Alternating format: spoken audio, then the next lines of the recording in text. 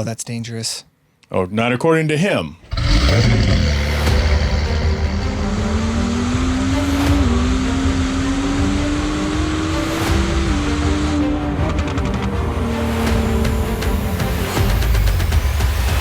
This is Hard Parking, brought to you by Right Honda and Right Toyota out of Scottsdale, Arizona. I am your host, Jhae Pfenning, recording from my home studio in Gilbert, Arizona.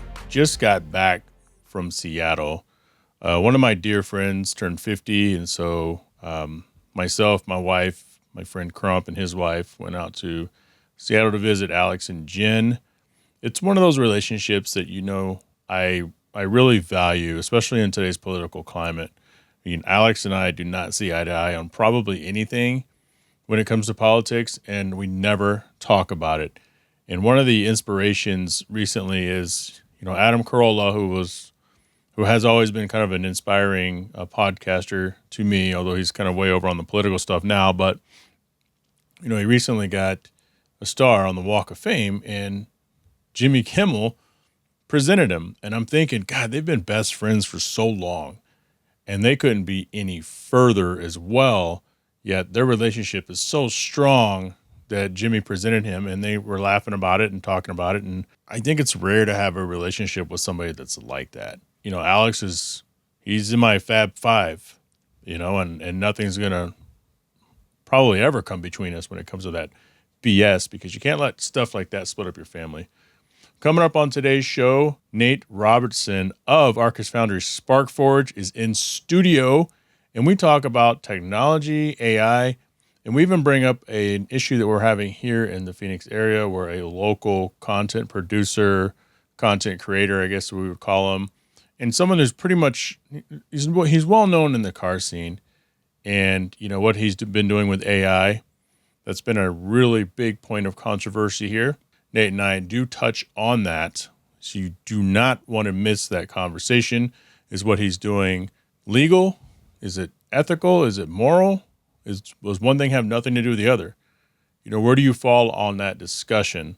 Let us know. Let me know. Also, really quick, before we get to this word from Arcus Foundry SparkForge, it's funny. It's almost like, why would I want to play the commercial when I have the man sitting in studio in front of me? But I also want to talk about flock cameras. I saw that pop up, people on the Nextdoor app. I don't know if you have the Nextdoor app. I have it. I read it. It's funny.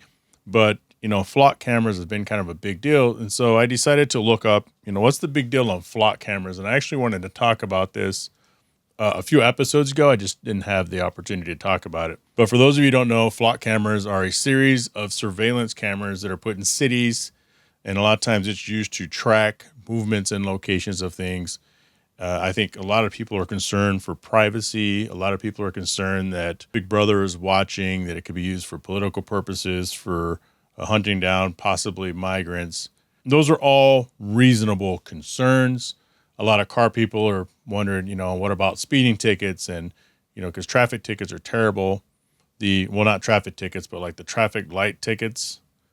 The speed cameras, I think they're horrible. I think I've been caught on them once or twice. But other than being a cash cow for the city, they serve no purpose. But flock cameras, I just kind of wanted to talk about these a little bit because, a lot of times you see stuff online on social media, people post and they just have no idea what they're talking about. I try to do some research. I don't always know exactly what I'm talking about, but I can promise you this. Even when I give a hot take, there's context to it, and I do my own research. My opinions are my opinions. However, when it comes to flock cameras, this is something I'm going to read from you. This is off of a Grok search. Flock cameras are automated license plate readers, ALPRs. Systems made by Flock Safety, a company founded in 2017. It's weird it's founded in 2017. Here we are 9 years later and people are concerned about them. They are widely used by law enforcement, homeowners associations, neighborhoods, and private property owners for crime prevention and investigations. That's according to Wikipedia. So, yeah. I like how Grok at least cites where it gets its information. How flock cameras work. The cameras use motion sensors to wake up quickly in less than a tenth of a second. They take still images primarily of the rear of the vehicles as cars pass, even at speeds up to 75 miles an hour. They work 24/7 in most weather conditions using solar power and LTE cellular connectivity. No wire infrastructure needed, according to Bristol Re. Data extraction AI, computer vision reads the license plate, full, partial, or missing, and the issuing state identifies the vehicle attributes like make, model, color, type, and unique features. Unique features, that's interesting, like dents, bumper stickers, bike racks, trailers, aftermarket modifications, according to Flock Safety. Authorized users, mostly police, can search the database by license plate, vehicle description, time, location, etc. So I do understand the concern of this. It creates a searchable history of vehicle movements, which helps investigators track where the vehicle has been over time. This is a good thing if you've committed a crime or you're trying to find somebody who has kidnapped somebody. New expansions include video clips, live feeds, and natural language AI searches, as in find me a white truck with a ladder on it. The cameras focus on vehicles, not people, and do not use facial recognition. These are the most common uses: recovering stolen vehicles, solving crimes, burglaries, hit and runs, kidnappings, generating investigative leads, Amber Alerts, and similar emergencies. Police and communities often report reduced crime in areas with these cameras. And so I also asked, I go, well, can you use a flock camera for speeding tickets and moving violations? It says yes, but rarely, and not for speeding tickets in the typical automated sense. Flock safety cameras are not speed cameras. They do not measure vehicle speed and are not designed or officially marketed for automated traffic enforcement like red light or school zone speed cameras.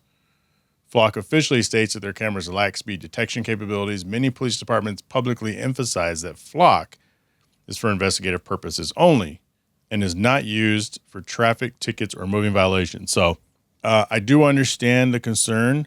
I don't care if there's Flock cameras in my neighborhood, if it's going to help stop human trafficking, if it's going to help kind of trace back the scene of a crime. I'm all for it. It's kind of like when you go through the airport and the little thing goes off, goes beep, beep, and you're like, oh, it's always on me. And then you have to go over, and sometimes it's the ones where you have to stick your arms up like this, and the thing scans you for 2 seconds, and then you can leave. When I lived in Grand Rapids, Michigan, TSA was only that. You put your stuff on the conveyor belt, you walk through that thing, you put your arms up, and you walk out, you grab your stuff, and you go.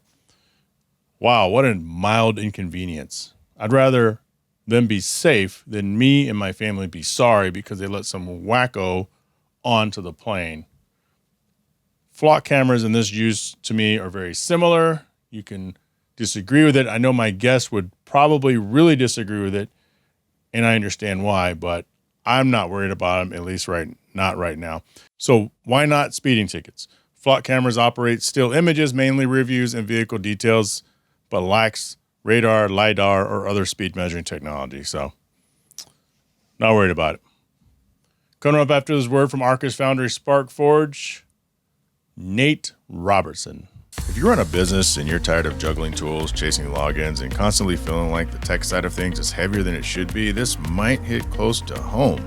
That tech fatigue usually shows up as an outdated website, reviews slipping through the cracks, missed calls when you're busy, or social media that's always on the back burner. Most business owners know something's off, but fixing it feels like a bigger project than they have time for. SparkForge exists to take that weight off. It handles the tech behind the scenes, helps clean up how your business shows up online, makes sure calls and messages don't get mixed, keeps reviews from slipping through the cracks, and wrangles social marketing so you don't disappear for weeks. If you're curious, there's a short discovery session, and it comes with 90 days free to actually see if it makes things easier. No pitch, no pressure, just a real conversation about what's working, what's broken, and what you can simplify. So head over to getsparkforge.ai/hard parking to get started.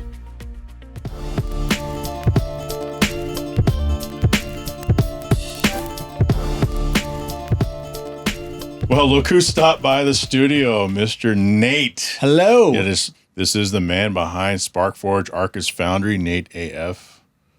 My tech guy, my everything guy, my NSX family. You haven't seen your car since Expo last year, I think, unless you've flown up there and looked at it. Nope. I haven't seen it since Expo last year. Nope. It's back in the Northwest, rotting in the cold Northwest winters again. So I'm going to get to it. It's going to have a bunch of moss and mold and God knows what else, creepy crawlies all up in it. So it's getting a full teardown when I get back up there, probably in the next month or so. We're tearing the whole thing down to the frame and starting from scratch. Okay, so might be a silly question because when you're talking about creepy crawlies, is it covered? Where is it? Not. I don't need a geographical. Sure, it's in Mount Vernon. But Yeah. I mean, it's in an external garage with like a manual lift thing, or is it like? No, it's just sitting outside in the elements. Is it really? It really is. I mean, remember, like No weather cover or nothing. No, nothing. Like, look, it's rattle canned. Okay, like I'm yes. I'm not shy about that fact. So there's really nothing worth protecting on it from the exterior. It's not a finish. It's not a nice finish. I really just don't care about it. I'll pull a Jim Cozzolino on it. Like if it really needs a respray, I'll just give it another respray in the driveway or something. Right? Do you That's what we have? used to do. Do you have that rodent tape on it? Rodent tape? That's the first time ever hearing of such a thing. That's a thing? You're not serious. I don't know what rodent tape is. Really? Is it like the stuff that like rodents get trapped on? That kind of rodent tape? No. So one of the pads? It's the I think Honda might be one of the manufacturers that made it famous, but it's a special tape that you wrap around the wires of your engine and your harnesses, and it has like little mouses, little mice things on it. Yeah, the knock sensor on the J series has that wrap, but that's like the only thing on the J series that is. It's very strange, but yeah, no, there's not any of that on it. But yeah, I don't seem to have a lot of rodent issues. I mean, here's the thing: the rodents are the least of my problems. That I've been driving the thing before, and the electrical harness has caught on fire before while I was driving it, so I've had to put out a fire in the car before. That's wasn't really a big deal. It was just a small system that was just overloaded. But my point is that everything on the whole car is a rolling beta. So things work, we ditch things, we upgrade, and it's just constantly in flux. It'll never be done. That's not the point of the project. So. Right. It just blows my mind. It's just sitting there. Yeah. Yeah. Because it's most of the time when we're together rolling. And now I'm justifying my nervousness of going on road trips with you. Why? But your car has been perfect so far, except for when you're driving to NS Expo. At some point, it's always going to break down somewhere. And so the thought is, if you're going to go on a road trip with Nate, you got to make sure, you have access to some aid. But we've never been on a road trip where you've ever had issues. Well, there was that one that Yumi and Lamar and Mike, and but we were already where we were going. Are you talking about when your car like basically overheated? Yeah, we were so close to being there, though. I mean, the thing is that I was having an issue with it. If it's just like puttering along on the freeway, like 2,500 RPMs, like it never overheats. The problem is that for some reason there's a consumption issue with the coolant. So I don't even run coolant. I just run straight water. So I'm not the only one. Looking at you, Ravi. So the problem is that when you rev the engine hard, it just blows out all of the water from the system. So I still haven't tracked down what that is. There's no it's not a blown head gasket, so we're not quite sure where the problem is. But that motor has been tortured. It already had 150,000 miles on it when we put it in. All we did was give it a new timing belt, water pump, and did a valve adjustment, and we've been sending it full bore for the last 8 years.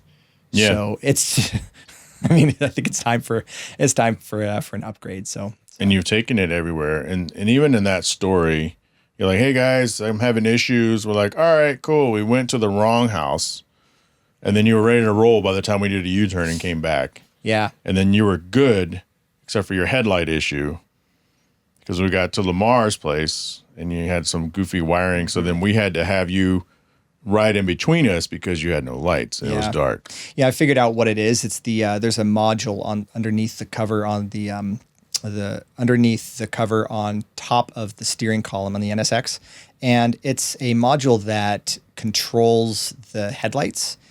And now when I got the car, it didn't have a steering column, so I had to get one from an auto wrecker, and they're not generally nice to these parts. And so when I got it, like the covers were all messed up, and so you got like the stalks on either side, and that box, like something in it is just broken. So jiggling the connectors seems to make it work.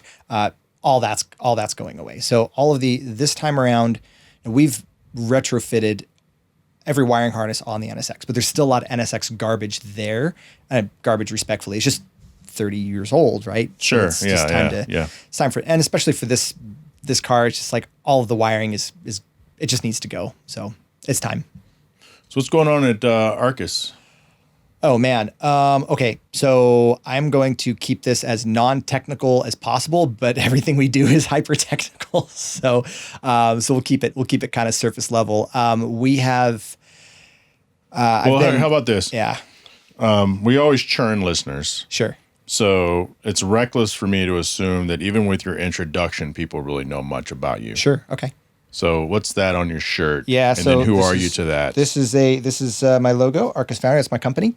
And so after a 14-year career at Microsoft, I decided to go out on my own and do my own thing. And so our primary product that we serve for small businesses is a product called SparkForge, and that is our platform product. So it gives you everything that you need to run a business from one place, one login, to run everything that your business needs. So everything from your website to social media management to forms, to signatures, to name a tool that small businesses need. We build them and integrate in with that. So that's our core product. When I was at Microsoft, one of the things that I found was that I didn't feel like I was actually helping anyone.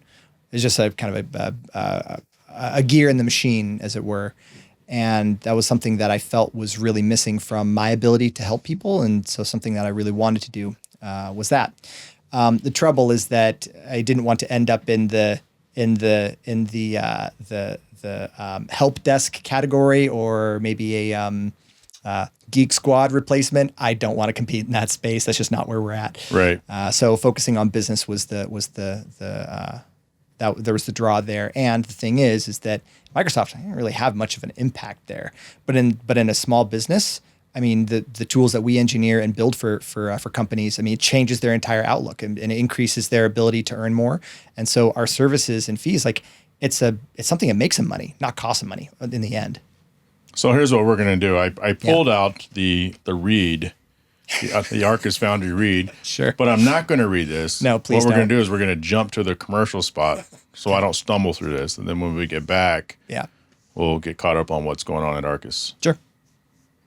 Yeah, see? Easy. That was funny, right? I was like, I know I got that fucking script in here somewhere Oh, still. man. It's not actually playing. This is just us doing our thing. But So I actually brought, that piece of paper in mind, actually brought you something. I brought. Are we officially back now? Are we? We can be officially back. I mean, yeah, whatever. Well, I mean, I don't know. I thought you were just going to cut in the read. I am. In post. Okay. All right. Exactly. So, are we back? Sure. So, I've been thinking about your reading problem. I mean, the fact that you have to like read off a piece of paper, like we could fix this, and I did. It's not a problem. But show us what you brought for show and tell. What did you bring us for show and tell? What I brought is, and it's not just something that for you, it's something that everybody can use.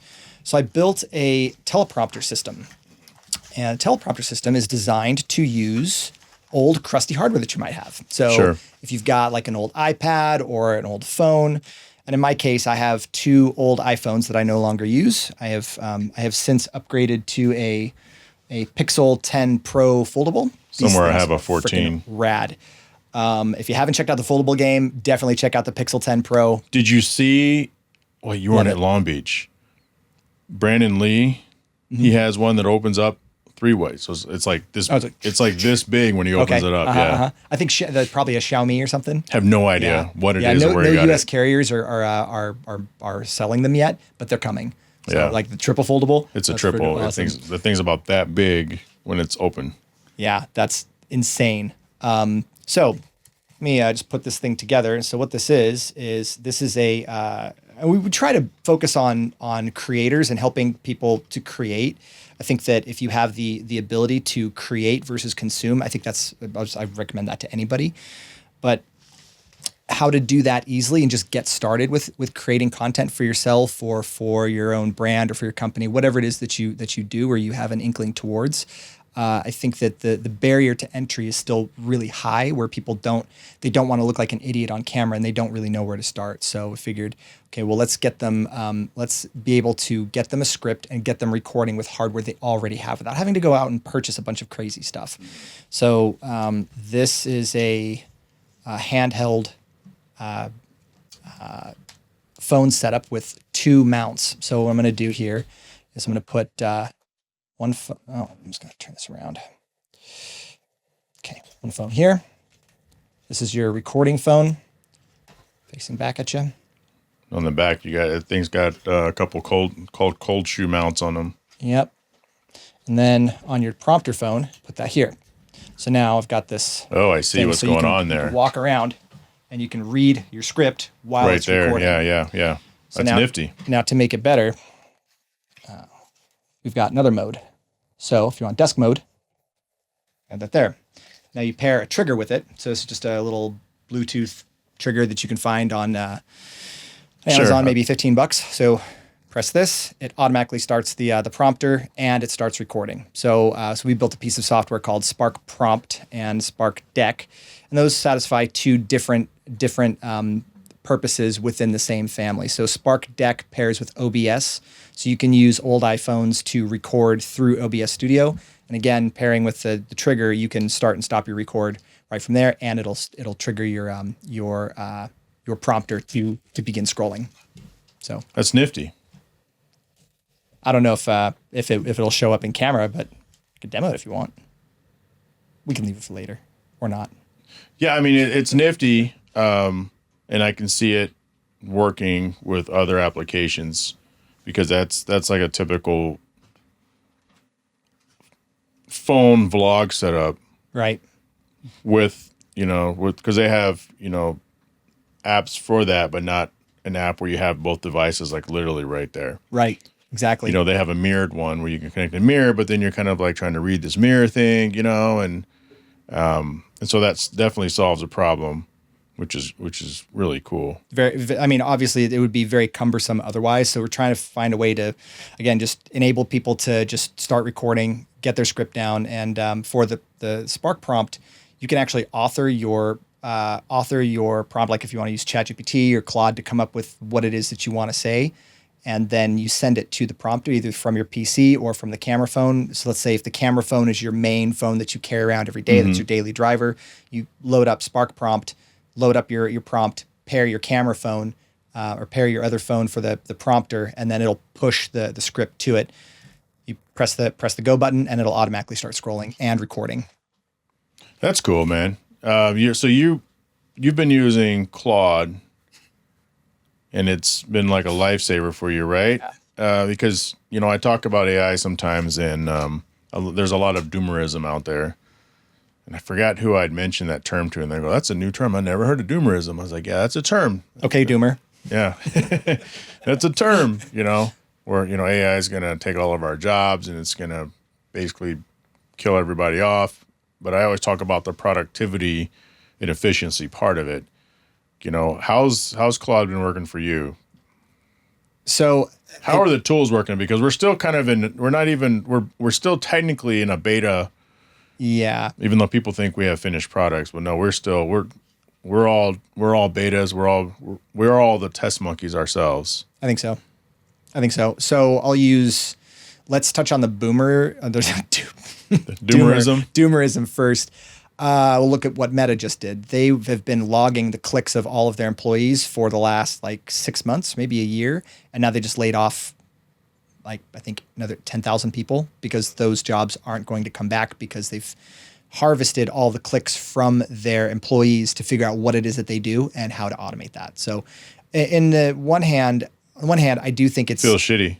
It does feel shitty. So forget about the people. They don't care. They really don't care. Companies will demand loyalty from you, but they'll give you none. And so Facts. I think that's something to remember for everybody. I do think that it's important to lean on your own self-brand. So regardless of what happens with your day job, if that could go away tomorrow, what have you got left? So my suggestion to anyone that's worried about this is to start your own self brand. So I mean, the place you could get started is, and we've created more products for this, is sparkpages.ai. We started it's a free website that you can build, and it's a page of links that that you can customize how you want. So it's very simple. But if you have nothing else and you don't know how to build a website, you can just go get a Spark Pages page, and you're good. And you can start there. So the idea is that we wanted to lower the rungs of people to get into SparkForge, and so this way they can jump up and grab a Spark page to get started, and that way start building a business or whatever it is that they're good at. Even if that's just links to their socials, that's fine too. You could just start recording, talk about anything. Thing is there's been some changes in the tax code that allow anything that you're doing for your personal brand.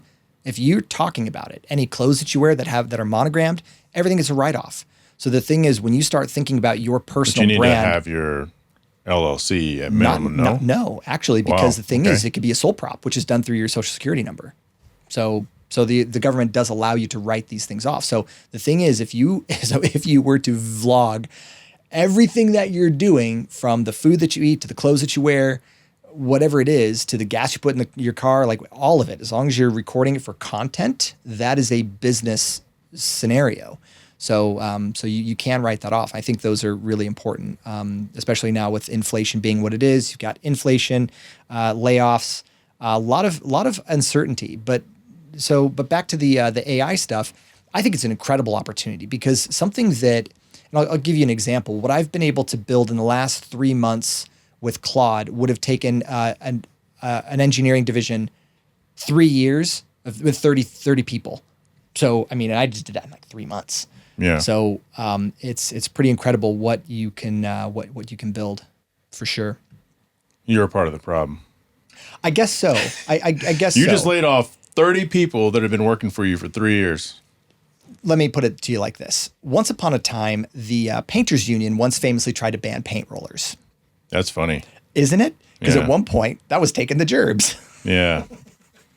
Yeah. So. And, there's all sorts of examples like that throughout the course of our technological evolution. Yeah.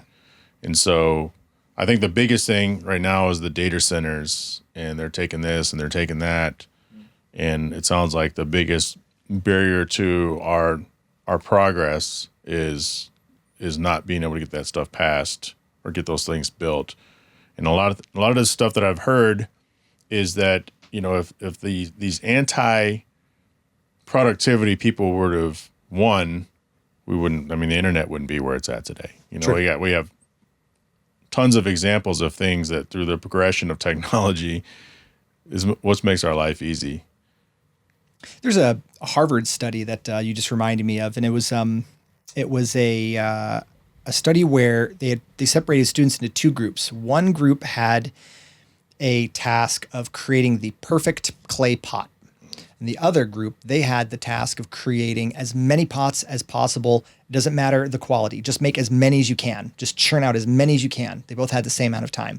Which group do you think had the better pot at the end of the day? Oh, that's a good question, because the answer wants to be the perfect pot. Is that the answer?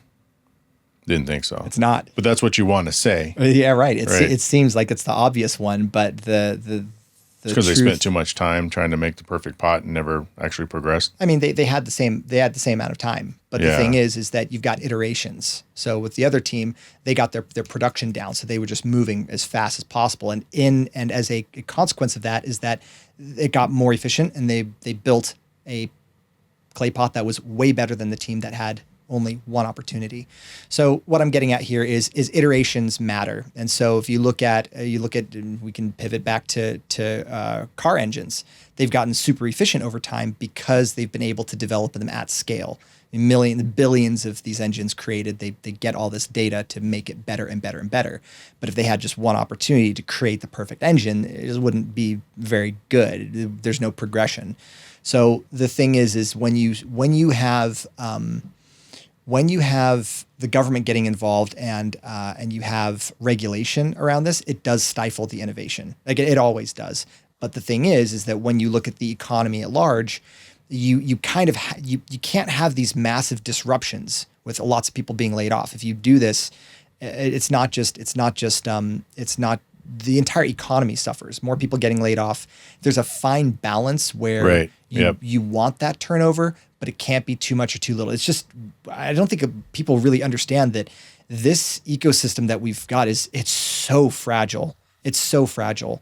So I think there's an ebb and a flow, but you got a lot of people being laid off. The government has to step in and start cutting checks. Inflation's going to go up. Your paychecks, your dollar value is going to go down too. So I think there is regulation coming for AI. We just haven't seen it yet.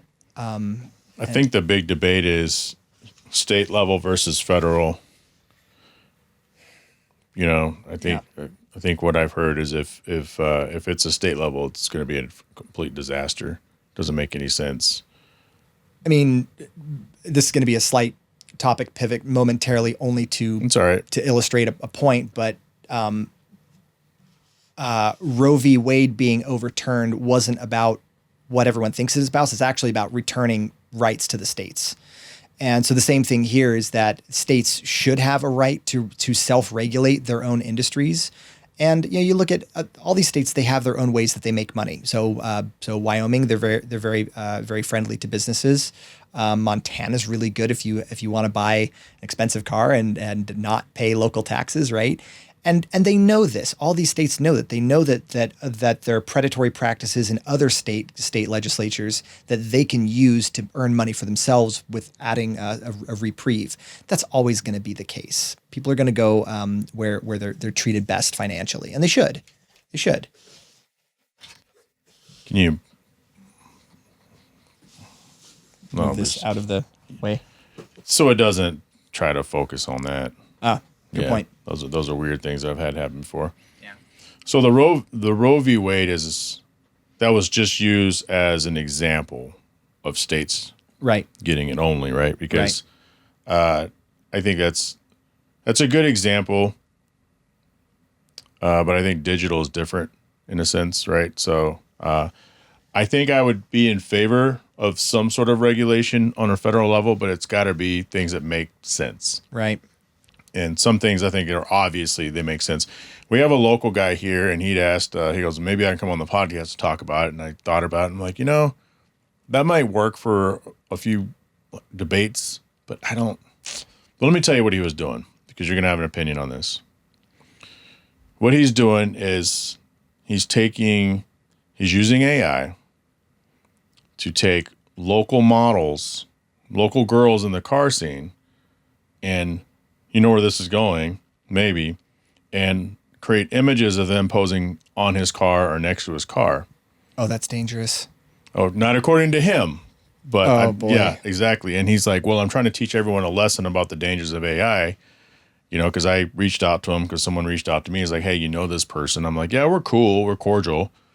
I said, I'll say something to him because that's not cool. And I slid in his DMs. I was like, hey, man, I'm not trying to tell you what to do, but it's a slippery slope. And, his explanation just tells me that he doesn't really fully understand what he's doing. That's a really slippery slope. Now, if these individual people they want him to stop. If they're public figures, then there's nothing they can do. However, if they can't be considered a public figure, that's libel and slander all over it.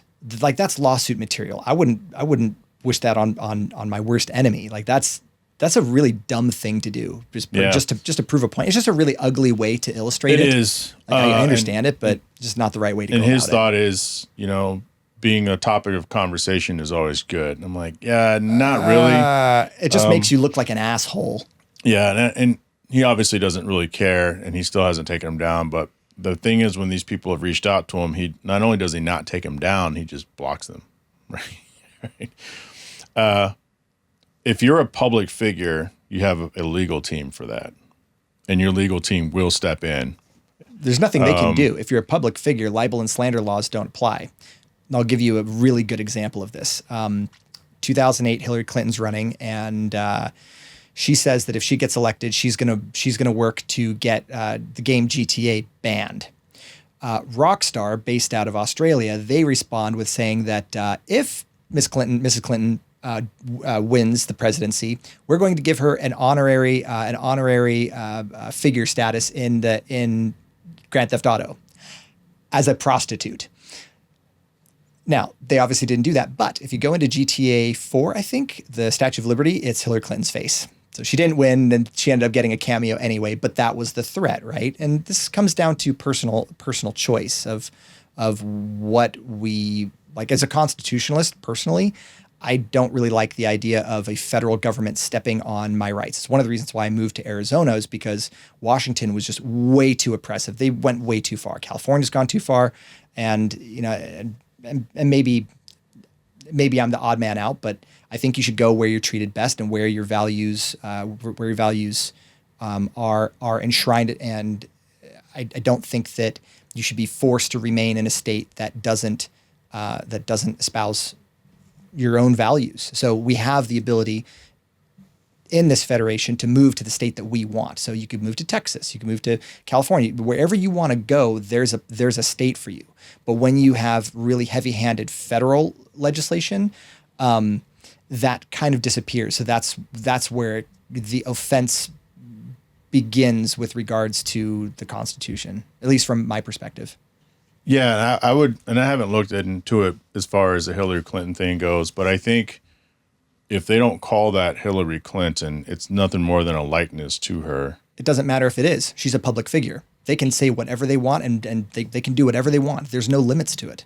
I disagree.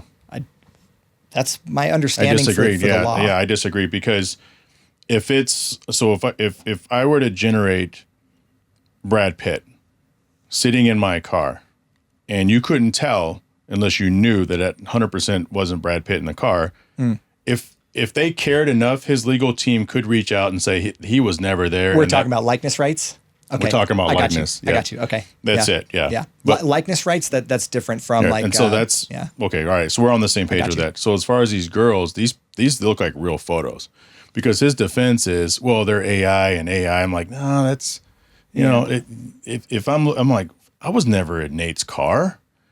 But it looks like I was there. Like I'm wearing a Speedo in your car, right? If it's not, obvious that it's fake, we got some issues, right? And so there's your likeness is your IP. Yeah. Right. It is. And so I don't think he understands that. And I'm like, dude, what are you doing? It's not even a cartoon version of the person. You and I had talked some time ago, maybe it was just on a passing Facebook thread, about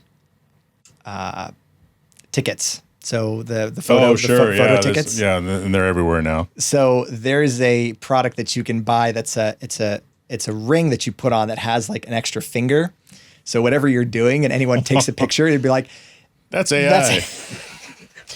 That's not really me. That's freaking AI. I was never there. See the fingers? At the stoplight. But yeah, the likeness thing is different. But even that, what I would tell him is, there's a famous case in college. There's some brothers that play basketball for UCLA, the O'Bannon brothers, and they sued the NCAA and EA Sports. I want to say it's EA Sports because they make NCAA basketball, whatever those games are. Yeah. And eventually they won because the colleges were using their likeness for financial gain. Now these kids get paid in the NIL deal because you can't use their likeness and stuff. And it's like, right. it's a bigger story than that. Agree. But that's a good point. But the point of that was he could say that, well, I'm not using it for financial gain. I say, yeah, but if you're using it for traction on your own personal brand, it's some sort of gain, But I think he was wrong. I think everybody believes he's wrong. And I think he's just he doesn't really understand the legalities around likenesses and AI. And maybe that's the point he's trying to prove. But I don't think he knows what he's talking about. Beware of people that can't admit when they're wrong. If they can't be humble enough and admit that, hey, I did something stupid, this was a mistake, and I'm sorry. If they can't apologize for doing something dumb, just steer away from them. It's my suggestion. Yeah, So I didn't invite him, back on the podcast. He's been on the pod before, not in studio. But other than that, I get along with the guy. We're cordial. But, that was kind of a slimy, greaseball-y move, and it's just, dude, It's like, just can you Not please cool. learn your lesson and move on gracefully and go do something else more productive? So if you're going to use that's like the worst thing that's scraping the bottom of the barrel of what you can do with AI. I mean, it's incredible. These tools. That's part of the doomerism for people, though, because they think generative AI is all there is. AI slop is definitely a thing. I think it's really tarnished what AI can do. I mean, just to put it into perspective, from a branding perspective, for us at Arcus Foundry, we removed AI mentions from basically anything that we do. Because the thing is, at the end of the day, our customers, they don't care if it's AI. They just care that it does the thing that it needs to do. Yeah. They don't care. And it's always been that way. If you rewind 10 years, someone had some fancy algorithm that did a thing. They don't care about the algorithm. They care about getting the thing that they want. That's it. So I think that in 2022, 2023, 2024, AI was all the rage, but it's table stakes now. You're not special because you use AI. Everyone has it. It's been democratized. So there's nothing special about it. So we're like, let's remove this. This is stupid. We don't need to advertise that we're using AI. Of course we're using AI. Everybody is. But the thing is imagine being on a horse and buggy when the automobile came around. That's really what it is. So my suggestion to anyone that wants to dip their toe in the water is just get. I mean, you can start with ChatGPT or start with Claude Code. Is easy. I mean, you talk to it the same way that you would talk to a ChatGPT, just in a command window, which I think a lot of people probably won't be comfortable with. But when you tell it, hey, here's the app I'm trying to build, spin up a local version and show me a demo, and then it pulls up a website that's hosted on your computer to show you what it is that you're building. I mean, that's just pretty cool. It's next level shit. It's so addictive too, because the thing is you can iterate so flippin' fast that you could have just some crazy idea and you're like, hey, I'm just gonna build this thing. I mean, to put it into perspective, my first app that I built with Claude, it cost me about 1,000 tokens. Or sorry, not 1,000. It cost me 1 million tokens. And I thought that was a lot. Now, what does that mean to people? Okay, so a token. Because that's the big yeah, word right now. How many tokens do you have? Sure. What's your token usage? So tokens are the energy that AI inference runs on. So if you've never heard the term inference, what that means is inference is the back-end engine of AI that takes what you've told it and builds it into whatever it is that you're doing. So as an example, you've got a computer over here that has a GeForce RTX video card. Yep. And so that is the inference engine that generates the tokens that then you can cash in to build a thing. So when you pay, as an example, your ChatGPT window that you might be talking to it in, that context window is about 200,000 tokens. At about the 200,000 token count, that's where hallucinations begin. So one of the ways that you can stop hallucinations. What do you mean hallucinations? So it'll start making things up. And so let's say you've had this crazy long conversation with ChatGPT, and it's been going on for a long, long, long time, and it's getting worse. It's getting your answers are getting degraded. They're not as high quality as they otherwise would be. It's because you're getting high up in the context window where your usage after about the 200,000 it just starts degrading. It's just your answers aren't very good. But what you can do is ask ChatGPT to make a markdown file, or just say, if you type .md this session, it will make a markdown file. So it'll take the entire conversation and it'll condense it. It'll strip out everything that's unnecessary and it'll give it a handoff document. Then you take that MD file and you load it into a new conversation. That new chat has all the context. Mm-hmm. So the trick here is when you get to specific milestones, make an MD and then start a new conversation and then pick up from there. Mm.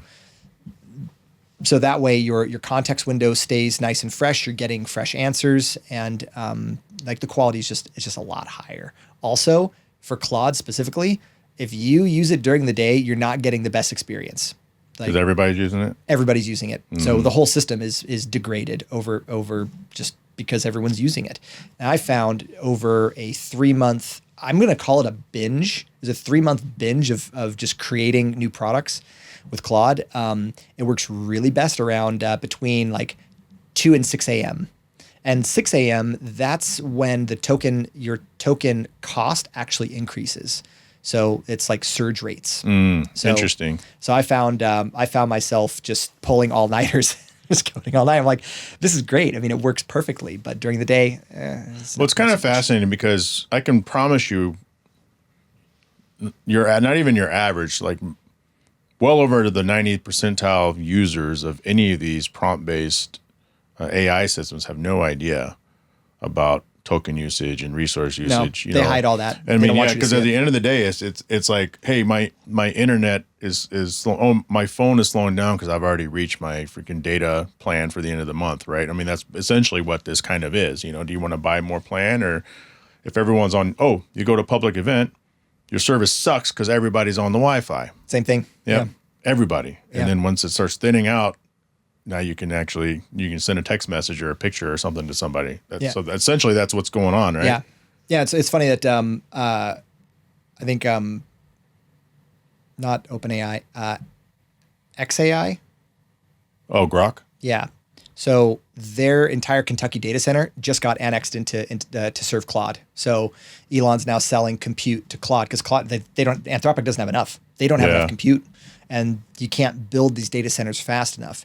Now Google's come out with so I don't know if you've been following RAM prices lately, but they went I've heard they tripled, right? Bananas. Yeah. Well, something happened about 2 months ago, and the prices collapsed because the reason that memory prices were so high is because they needed them for server farms. Google announced a product called TurboQuant, and they're releasing it. I think they're releasing it for free. TurboQuant basically cuts in half the inference cost. So now all these data centers don't need memory as bad, and so all these short sellers that were capitalizing on the inflated market, they got completely wrecked. And good for them. Right. If you're a memory scalper and you're watching this, screw you. Right. Yeah. Nobody likes those people. It's like the video card people. Everyone was Bitcoin mining, and the card in my system costs as much as the whole tower. You know. Yeah. And now scams are getting really wild. So Amazon, if you sell a video card, there's people that are getting their video cards returned that they've sold to consumers, and they'll get the card back, and the GPU has been desoldered. Like they've stolen the GPU and just shipped back the smoldering husk. That is crazy. Card. Yeah, shit's getting wild, man. What are your? Let's shift here a little bit.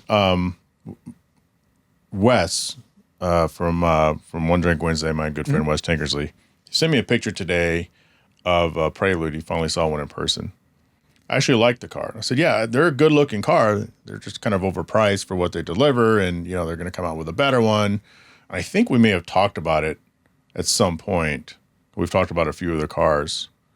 What are your thoughts on that car now, if they've been different from before? I really want to love it. Here's the thing. The Prelude pushed a lot of new technologies forward, and that was Honda's test mule for new stuff. There's nothing new on the car. There's nothing new on it. You mean originally? Originally, yeah. So if you're gonna bring back that nameplate, you better at least give it the technologies that it had. Don't come out with something that has less features than the original that it replaced. So yeah, it's got a hybrid system, but it's heavy. Isn't it like almost 4,000 pounds? I have no idea. So the other thing is, and this is a personal sticking point for me, there's no four-wheel steering. The NC1 didn't have four-wheel. Come on, Honda. You did it once. You did it perfectly. Go back to your roots. If you're gonna resurrect the nameplate, and I say this with respect because I love Honda, but come on, guys. For the bean counters at Honda, stop crushing your heritage stuff. That's what's going on. They can't get this out of committee. I think they've given stuff back to the engineers. I think it's like a recent announcement. So it sounds good, but I don't know what that really means, right? They've got the technology, they just won't do it. And this is Honda. This is Honda to a T. We know they can do it, they just won't. And it's strange. Or haven't. Or haven't. Recently, yeah. Yeah. So, or if they have, they won't bring it back for one reason or another. And that four-wheel steering, maybe you could argue that the super handling all-wheel drive system, but yeah. So that's why we grafted it onto the NSX, because the one that's sitting out in the elements right now. Well, I think for like rotting and sitting. But yeah. It's a fun car. I'm really looking forward to getting back up to the Northwest and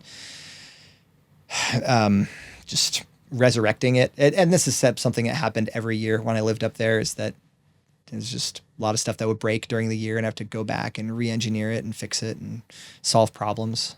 So Do you have plans to go to Expo this year? not this year, unfortunately. Just not in the cards. Not Just in the too cards. busy. Too busy from a business perspective. Last year, I think last year it was like right at the very end you decided, right? that I wasn't going to Expo. That you were. Oh, that I was going. Yeah, well, I was going to drive the NSX because the hybrid system was supposed to be done, but business stuff got in the way, and just with where we're at in building these new products and publicizing them, we're prepping our pre-seed fundraising round right now. So we're actually starting to raise big money to get to the next steps, which is something that last year I don't know that I was really in the place to do, but it's something that a friend of mine at he's high up at Microsoft, and he explained that something that is a concern for major companies that are in that space is that they might not have the capital to buy up all of these AI startups. So the thing is you can build an app that scales, that's really freaking good. My thing is just get a demo, build an app that demonstrates what it is that you're trying to do, and then go get funding for it, because you can do it. You don't need a crazy team. You could do it just little old you. You don't need something that's super polished. You just need to answer the question of whatever it is that it does. So Yeah, my friend Drew Bunkley, who's been on the show and gets mentioned all the time as a show supporter, he's recently done that. So, he's come up with a few apps, and it's awesome because he's older than I am. And he's just like, hey, I'm tired of this other stuff. Let me see what I can do. Kind of bringing it back to you about 45 minutes ago. Like now's the time to get out there. And, I admire him for it because it ain't easy. Or maybe it's easier for some and than it is for others. But, he's still out there trying to do some of these apps. have you ever heard of the concept of tigers can't change their stripes and like people don't change? I've heard of, yeah. I've got a Which I disagree with that, by the way, but.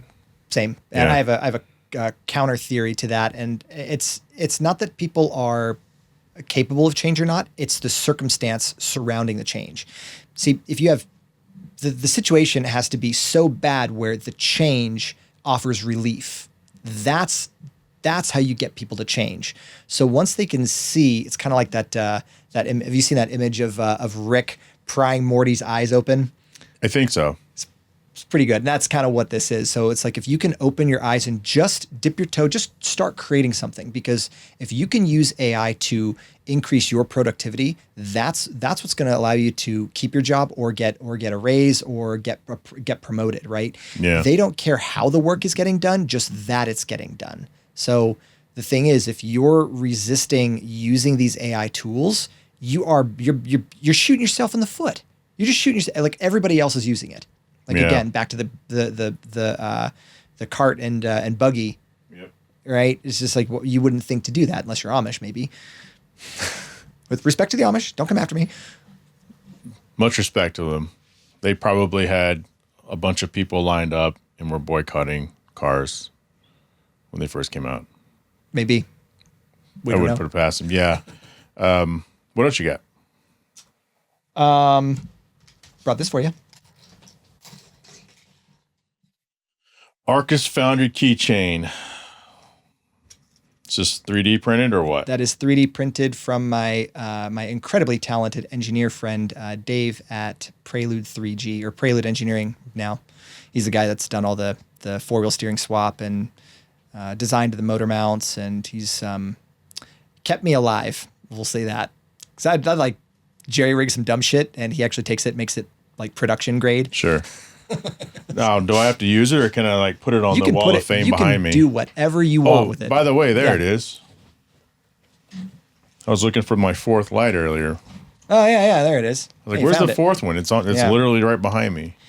So you asked what else I've got going on. Aside from we built SparkForge OS, so we now have a launcher for all of our products, not just SparkForge. We built Spark Sight. That's a sales tool that helps salespeople get through their calls and close more deals, which is pretty good. So it gives you a lot of background information, and whatever you put into it, it'll create objection handlers for like things that your customer might say based on the information that you've given it. And, is that kind of like an advanced CRM? Not exactly. It's a sales tool that prompts you through the sales process, and it's from does a questions based selling. So its purpose is to avoid triggering people's sales defenses, and so. I don't know, man. I got to talk to my spouse about it. Yeah, exactly. And it got handlers for all of that. Yeah, so, and all of funny. them are customized to the industry that you're in for what it is that you're selling. So that's and I built that before we even added the Claude inference on the back. But now once we added that, I mean, you just tell it exactly who your customer is, or specifically if you've got a person, like let's say you're in real estate and you're trying to sell a house, you tell it like, let's say, Nick and Kelly are realtors from Sarasota, Florida, and they're upper affluent, and they're looking to move to Houston, Texas for political or whatever reasons, right? So you just give it as much context as you have from your phone call with them, and or even a transcript, and it will build the entire deck for you based on all of that. It's pretty cool. So we built that. And we've got Spark Pages. So that's our free website. Honed is one that we've been working on lately. That's a resume tool. So you put your resume into this thing, and then you give it your the job description you're applying for, and it will reconfigure your entire career experience around to. And it doesn't make up experience, but it will perfectly align. It will best align your existing experience so that you have the best chance of getting the interview. Yeah, that's important, because what I've told people, like my son and others, it's like you need to have multiple resumes, because even in what I do, healthcare IT, another contract could come up, but they could be looking for someone who specializes in like interventional radiology, which I avoid like the plague, or something else that I've done, but I haven't done it in 3 years, but it's on my resume. So AI can help me restructure that instead of me having to have 3 different copies of my resume. Right. What we recommend is you start with LinkedIn. So with LinkedIn, you add in your entire history of everything that you've done. Yeah. So once you've got your LinkedIn history complete, then you can do a PDF export of that. So you export that to PDF and you use that as a source material for Honed. Okay. And when you do that, it gives it more context to better apply your existing skills. Now the next thing that it does is, so we have 3 different stages to this. The first is the edge check. So that does a free check of your existing resume against not against any job description, just where are you at currently? It gives you a baseline of, will it pass the ATS scanners, and what is its Honed score? And that's free. That'll be free forever. So you don't have to pay anything for it. At the $1 mark, that allows you to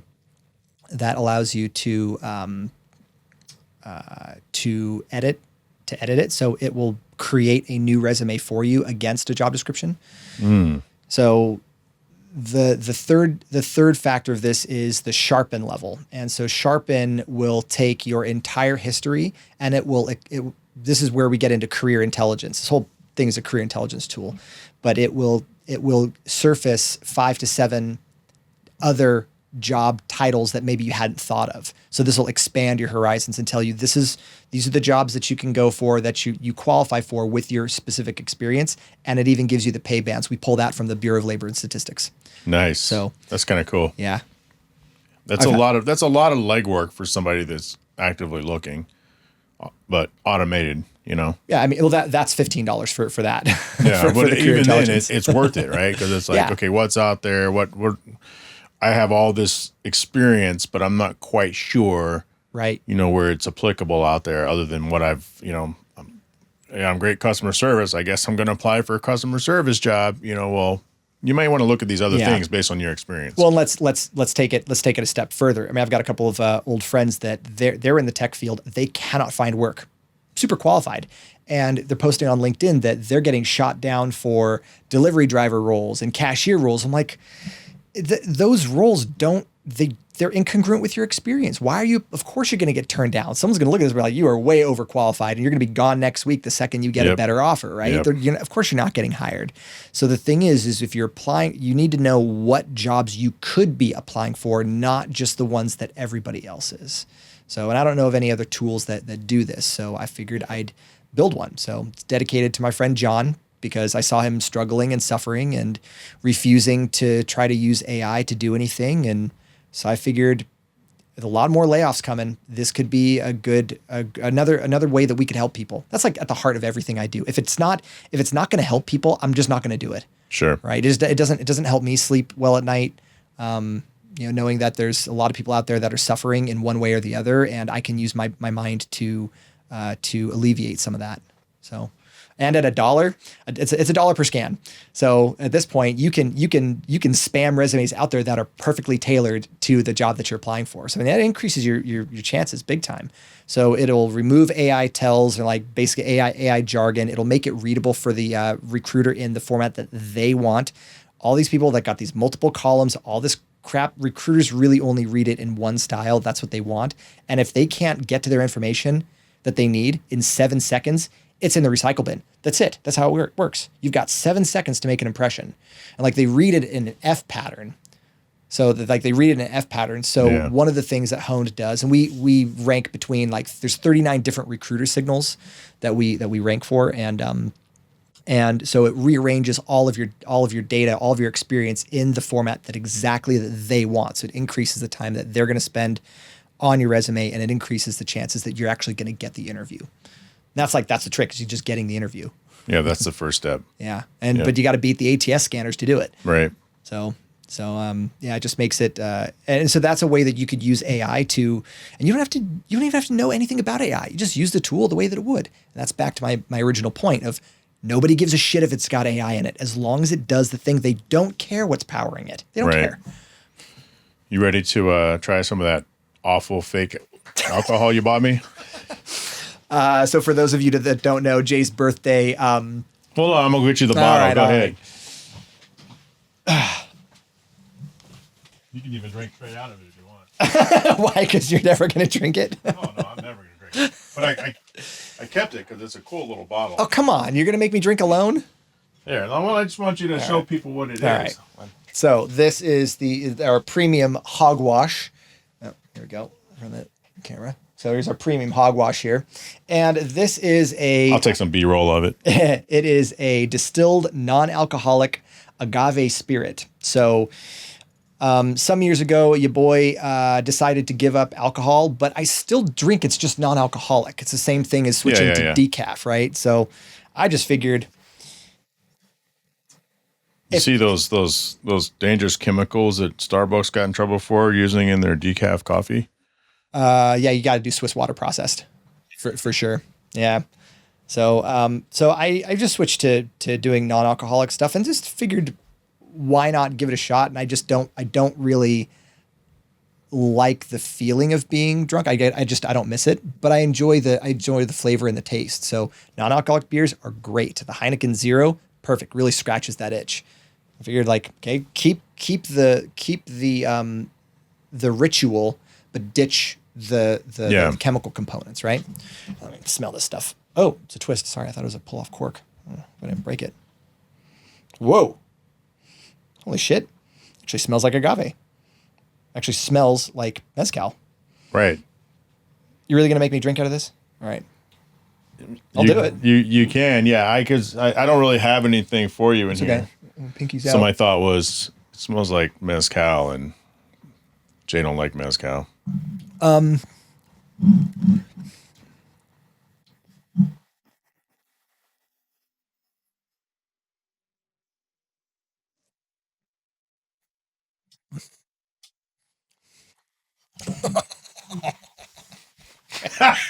What are your thoughts? Come on. Oh man. Well, if I were to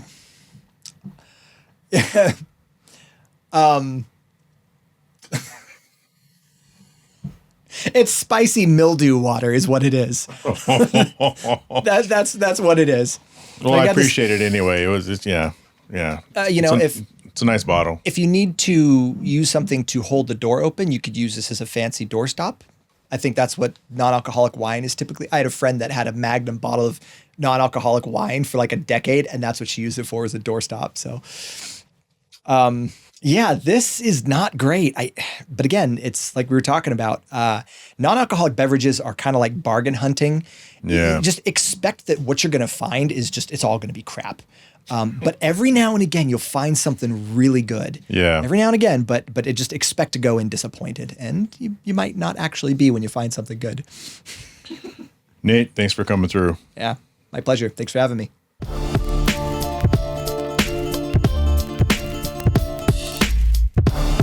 I want to thank Nate for coming in the studio. That was an awesome conversation. Let me know what you think about our little AI friend here in the area that is, in my opinion, abusing AI and has a gross misunderstanding of what you can and can't do.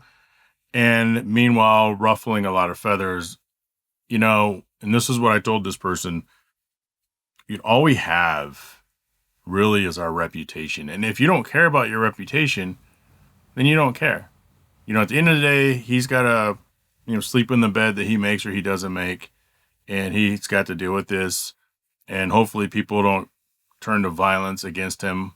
Maybe that's what he wants. Maybe that's what he's trying to prove. I don't know. But Nate and I recorded that about three weeks ago, and it's still going on today.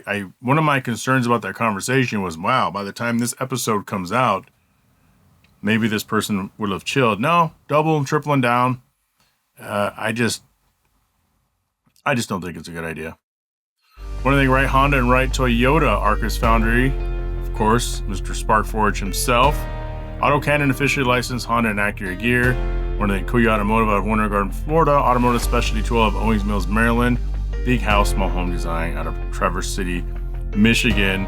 And Ashburg, Virginia. The Lucky Break Sports Breakers out of Caledonia, Michigan. Shaping Success, Treasure Valley out of Boise, Idaho. Also want to thank Mark Stolman, Catherine Cox, Eddie Ramos, Richard Graves, Byron Jones, Bo Jung, Alex Camina, Drew Bunkley, and Andre Mullins for being my financial Patreon supporters. You can support as well if you'd like to go to patreon.com/Hard Parking Podcast. Otherwise, leave a comment, especially for this vehicle, like this if you're watching it on YouTube. And I could always use more reviews, man. Reviews really help. Also want to say really quick that, one of my podcast idols, I guess, would be Dan Le Batard. And I haven't really listened to Dan Le Batard's show with Stu Gatz in a long time. I used to listen to them religiously. He got a little too woke, and the show just stopped being as good. And I don't like half of its producers who's on the microphone, but today he came out with an official announcement that it's just the Dan Le Batard show, and Stu Gatz hasn't been part of the show in almost a year, and I had no idea. And it kind of saddens me that it's just the Dan Le Batard show. I'm always going to praise Dan Le Batard, as I do Jim Rome, as I do Adam Carolla, for all being three of my biggest podcasting influences out there. Even if I agree or disagree with some of the things that they say, they're always going to be on my personal Mount Rushmore. And man, it's just one of those things that just happened and times change. Sounds like it was a contract dispute, but Le Batard is really the one who taught me to embrace the conversation, and Stu Gatz is the one that always made me laugh. Questions, comments, or concerns, info@hardparking.com. Follow the show on Instagram @hardparkingpod. Subscribe to us on YouTube @hardparking, and I will talk to you all next week. Shut up!